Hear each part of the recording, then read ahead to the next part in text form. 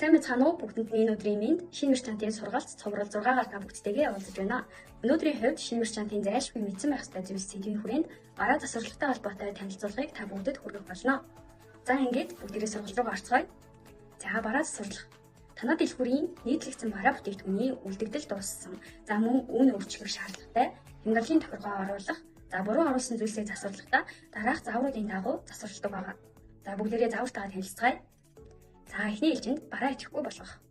Бараа идэхгүй болохын тулд бизнес хуудас руу шилжиж барааны жагсаалт хэсгийг даран бараагаа сонгон барааны ард байрлах суман дээр дарна. Идэхгүй болгох гэсэн товчон дээр дарснаар таны бараа бүтээгдэхүүн идэхгүй болж байгаа.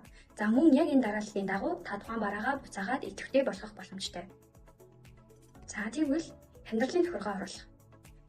Барааны жагсаалт хэсэг дээр дарж бараагаа сонгон барааны ард байрлах суман дээр дарна. Хямдрлын тохиргоо хэсэг дээр дарж хямдралт нэмэх тавчийг дарна. За энэ хэсэгт та хямдруулах үнийн дүнгээ оруулна. За мөн хямдрал хэр хугацаанд үргэлжлэх хугацаагаа оруулж өгнө. Хадгалах тавчин дээр дарснаар таны бараа бүтээгдэхүүн бусдад хямдарсан дүнгээрээ харагдах болно. За бараагаа засварлах. Барааны ангилал, зураг, барааны нэр, үн үлдэгдэл, нэмэлт мэдээллийг засахдаа дараах дарааллын дагуу засварлана. Бизнес хуудас руу шилжин барааны жагсаалт хэсгийг сонгоно. Засварлах бараагаа сонгон засварлах товчийг дарна. За энэ хэсэгт таны бараа бүтээгдэхүүний нийт мэдээлэл харагдаж байгаа. Үүнээс засварлах зүйлээ засварлаад бараа нийтлэг товчийг дарснаар таны бараа бүтээгдэхүүн амжилттай засагдж байгаа. За энд хүрээд өнөөдрийн бараа засварлагатай холбоотой сургалт маань дуусаж байна. Анхаарал тавьсан та бүгдэд баярлалаа.